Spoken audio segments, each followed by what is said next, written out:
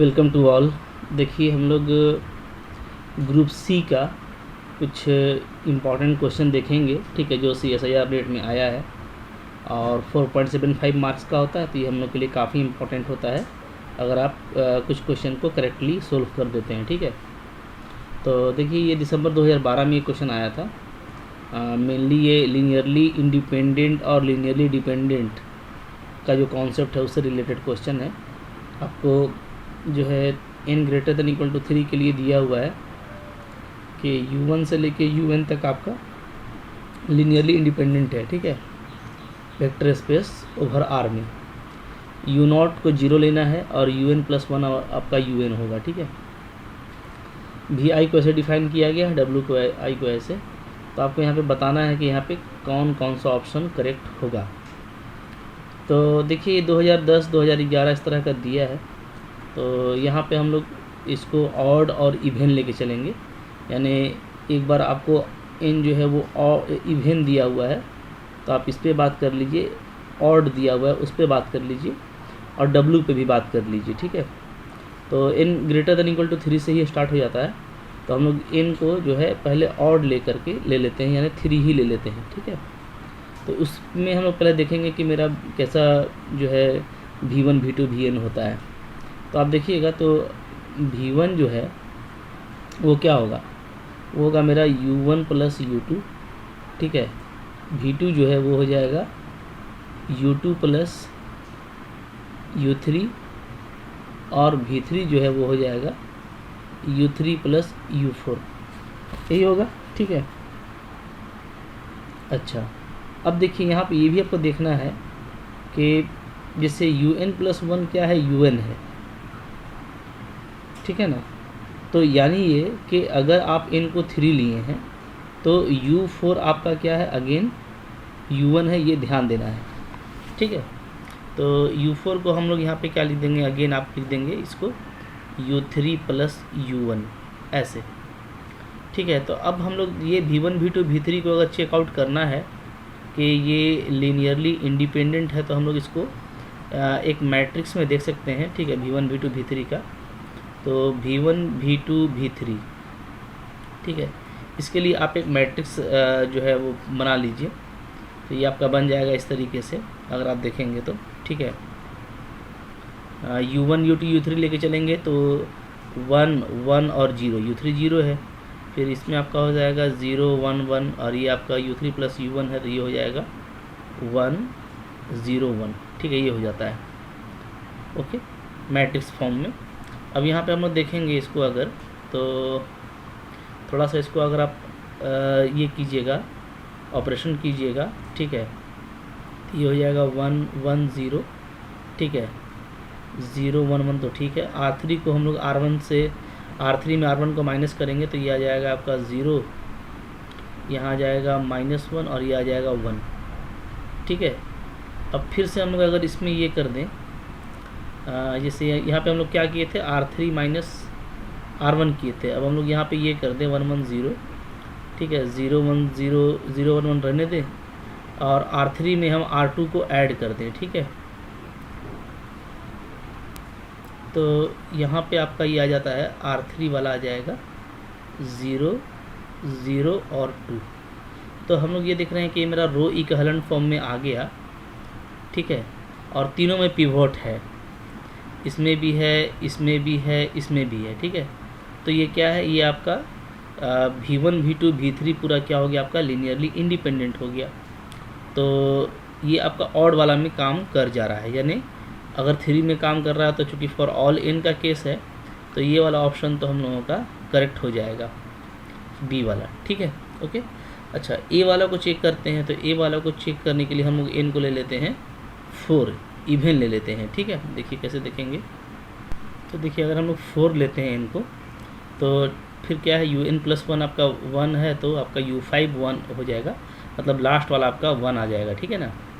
तो u1 तो v1 तो वही रहेगा, v2 v3 और v4 तक ले लिए, चूँकि हमको 4 इस बार लेना है, ठीक है, n = 4 तक गए हैं।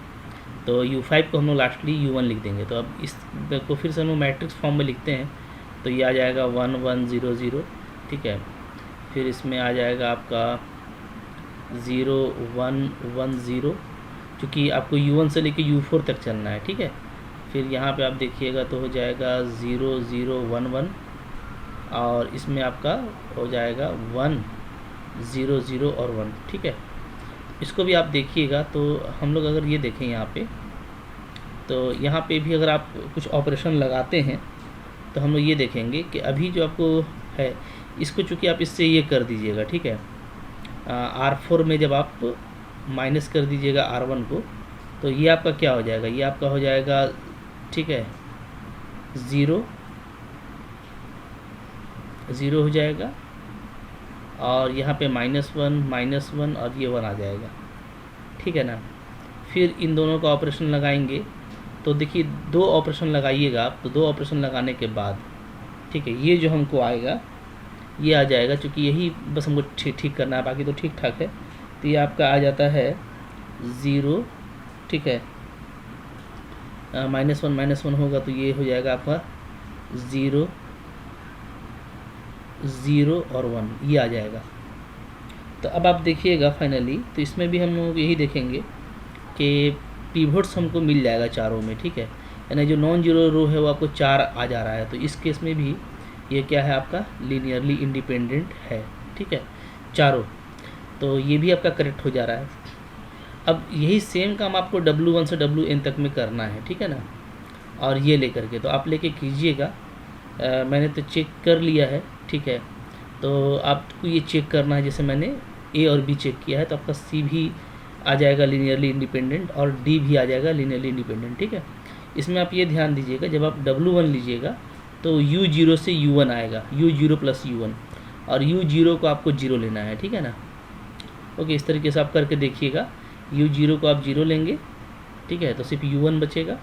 इस तरीके से आपको लेना है, तो इसमें इसका यूज़ होगा, ये आप ध्यान रखिएगा, ठीक है। तो आपका ये भी आ जाएगा। तो यहाँ पे ऑल ऑप्शन जो है ना करेक्ट है। तो क्या हो जाएगा, करेक्ट ऑप्शन क्या आएगा आपका, करेक्ट आ जाएगा ऑप्शन, ठीक है। ए भी आएगा, बी भी आएगा, सी भी आएगा, डी भी आएगा। आप मेरे को कमेंट करके बताइएगा कि आपसे हुआ कि नहीं हुआ, ठीक है। ओके, बिल्कुल होगा, जैसे मैंने किया है ना उसी तरीके से आपको करना है। और जो भी आपको आएगा लीनियर कॉम्बिनेशन, उसको आपको टपल्स में ले करके उसको चेकआउट करना है, ठीक है। तो चलिए, इस तरह का क्वेश्चन देखिए आता है, जिसमें आप चारों ऑप्शन को बारी बारी से एलिमिनेट करते हैं, ठीक है। कभी ये बहुत सिंपल होता है, कभी हमको सबको बनाना पड़ता है। तो 4.75 मार्क्स का है, तो कोई दिक्कत नहीं है, ठीक है। चलिए आगे देखेंगे। ठीक है, सेकंड क्वेश्चन है हमारे पास में। सेकंड क्वेश्चन आपको कहता है कि n जो है आपका कोई इंटीजर है, ठीक है, और mn जो है डिनोट करता है ये n cross n real matrices को।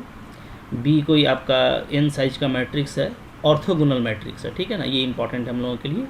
और bt ट्रांसपोज है, तो ये क्या क्या होगा यहाँ पे, ठीक है। तो यहाँ पे देखिए, यहाँ पे हम लोग जो है कुछ कॉन्सेप्ट लगाएंगे और 1 बाई 1 देखेंगे। ठीक है, देखिए WB जो हमारा, याद रखिए ऑर्थोगोनल मैट्रिक्स क्या होता है, ठीक है। अगर B आपका ऑर्थोगोनल है, B इज़ ऑर्थोगोनल, तो यहाँ पे हमको ऑर्थोगोनल मैट्रिक्स का कुछ कुछ पता रहना चाहिए प्रॉपर्टी। एक ये कि सबसे पहले तो ये होगा कि B और B का ट्रांसपोज, ये आपका क्या होगा, ये आपका आइडेंटिटी मैट्रिक्स होगा, ठीक है।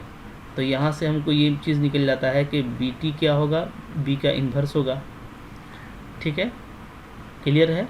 अच्छा, और तीसरा बात ये है कि इस केस में ये होता है कि जब हम लोग इसका डिटर्मिनेंट निकालेंगे तो ये आ जाएगा आपका B का स्क्वायर, क्योंकि दोनों का डिटर्मिनेंट इक्वल होता है, तो B का स्क्वायर इक्वल टू 1, ठीक है ना। तो यहाँ से ये हो जाता है कि जो डिटर्मिनेंट है मेरा B का, वो नॉन जीरो होता है। वो नॉन जीरो होने का मतलब ये है कि जो B का जो रैंक है, रैंक जो होगा B का, वो क्या होगा, वो होगा फुल होगा। फुल का मतलब जो इसका साइज है, ठीक है ना, B is of full rank, यानी N इसका रैंक हो जाएगा, ठीक है। तो B का भी रैंक N होगा, और इसी तरीके से जो रैंक B का ट्रांसपोज का है तो वो भी सेम होगा, ठीक है, क्योंकि ट्रांसपोज से रैंक नहीं बदलता। तो ये तो पहले कुछ आपका कॉन्सेप्ट हो गया। अब देखिए, अब अगर हम इसको यूज़ करें तो WB क्या आ जाता है, तो WB आपका आ जाएगा, एक्चुअली ये आ जाएगा B इन्वर्स AB, ठीक है। अच्छा, B इन्वर्स अगर AB आप लिखते हैं तो इसका मतलब क्या है इसका मतलब इस पूरे कलेक्शन का है, इसका मतलब सिंपली ये हो गया कि डब्ल्यू बी जो है हम लोगों का वो क्या है, वो इक्विवेलेंट टू ए होगा। ठीक है, डब्ल्यू बी क्या हो जाएगा आपका, इक्विवेलेंट टू ए। ये इंपॉर्टेंट चीज़ है, ठीक है ना। अगर ये इक्विवेलेंट टू ए है, इसका मतलब ये है कि चूँकि ए हम लोगों का क्या है, एमिनार है, यानी कोई भी मैट्रिक्स है, ठीक है, तो हमारा डब्ल्यू बी डेफिनेटली क्या होगा, चूँकि कलेक्शन ऑफ मैट्राइसेस क्या है आपका, एक वेक्टर सब स्पेस है, वेक्टर स्पेस है, तो डब्ल्यू बी भी आपका सब स्पेस हो जाएगा। ठीक है, पहला चीज़ तो सब स्पेस होगा ये। और दूसरा ये होगा कि जो डायमेंशन होगा डब्ल्यू बी का वो इक्वल हो जाएगा किसके, वो इक्वल हो जाएगा डायमेंशन ऑफ ए के। ठीक है जी, और डायमेंशन ऑफ ए क्या होगा, बात समझिए। तो ए जो है हम लोगों का वो n क्रॉस n साइज के मैट्रिक्स का ये है, ठीक है ना।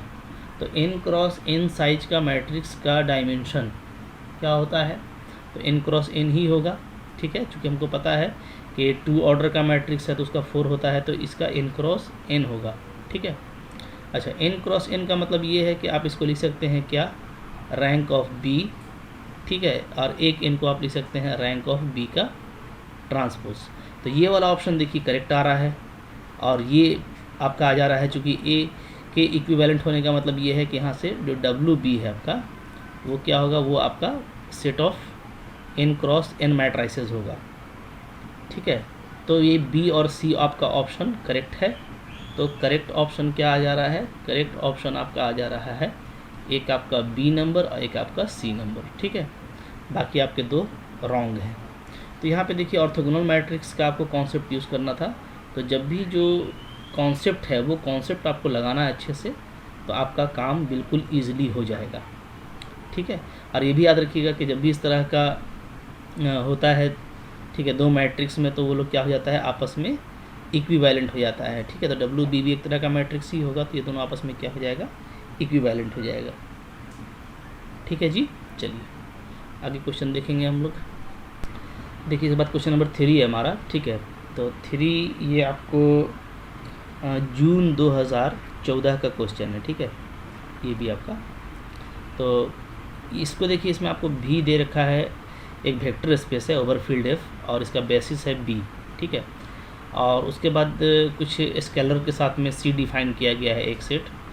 आप सी को देखिए, सी कैसा है आप देखेंगे तो x1 e1 है, x1 e1 plus x2 e2 है, लाइक दैट है। ठीक है ना, बात समझिएगा अच्छे से।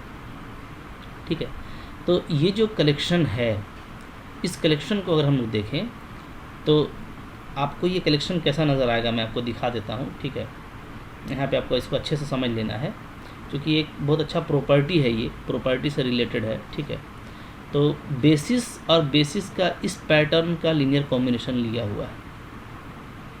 ठीक है, तो यहाँ पे जो भी लीनियर कॉम्बिनेशन है आप देखिए, वो डिस्टिंक्ट लीनियर कॉम्बिनेशन है। ठीक है, अलग अलग लीनियर कॉम्बिनेशन है और यूनिक वे में डिफाइन है। तो हम लोगों को पता है कि अगर बेसिस का इस तरीके से लीनियर कॉम्बिनेशन लिया जाएगा तो वो भी क्या होता है, वो भी एक बेसिस होता है। ठीक है, अच्छा अगर बेसिस है तो इसका मतलब है कि लीनियरली इंडिपेंडेंट होगा और प्लस क्या करेगा, प्लस स्पैन भी करेगा। ठीक है, किसको, वेक्टर स्पेस को। ठीक है, तो यहाँ पे ये जो चीज़ है कि आपको कोई भी स्केलर उसके लिए नॉन जीरो होना चाहिए, जाहिर सी बात है, इसलिए कि किसी भी एक को अगर आप जीरो कर देंगे तो फिर ये लीनियरली इंडिपेंडेंट नहीं रहेगा। जीरो एलिमेंट आ जाएगा तो वो लीनियरली डिपेंडेंट हो जाता है, ये आपको पता है। ठीक है, बेसिस फिर वो नहीं बनाएगा। तो ये चीज़ बिल्कुल एग्जिस्ट करेगा। ठीक है, कि अगर सी लीनियरली इंडिपेंडेंट है, इम्प्लाइज़ किया कि कोई भी जीरो नहीं होना चाहिए। इसका डबल इम्प्लीकेशन होगा, यानी अगर ये सारा आपका नॉन जीरो है, इसका मतलब है कि ये इम्प्लाइज़ करेगा सी लीनियरली इंडिपेंडेंट। ठीक है, ये तो दोनों एक ही दूसरे का क्या है, डबल इम्प्लीकेशन है, तो दोनों करेक्ट होगा। ठीक है, फिर सिर्फ लीनियरली इंडिपेंडेंट नहीं होगा बल्कि स्पैन भी करेगा। तो लीनियर स्पैन ऑफ भी का मतलब है कि कोई भी एक्स आई जीरो नहीं होना चाहिए, वही चीज़ है। ठीक है, और कोई अगर सारा एक्स आई आपका नॉन जीरो है, इसका मतलब है कि वो लीनियर स्पैन है। तो ये दोनों भी आपस में क्या है, डबल इम्प्लीकेशन है। यहाँ पे दोनों ही चारों स्टेटमेंट करेक्ट है, तो करेक्ट ऑप्शन आपका हो जाता है क्या, ए बी सी और डी। ठीक है, चारों करेक्ट हो जाएगा ऑल।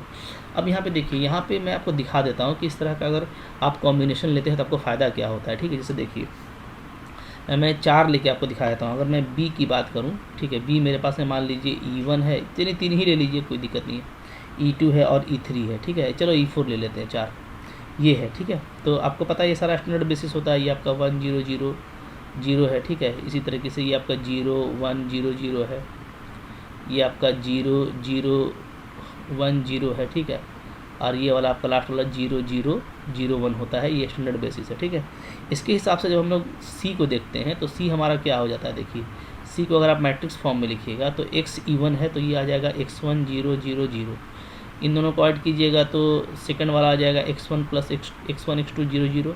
ये थर्ड वाला आ जाएगा x1 x2 x3 0 और 4 वाला आ जाएगा x1 x2 x3 और x4।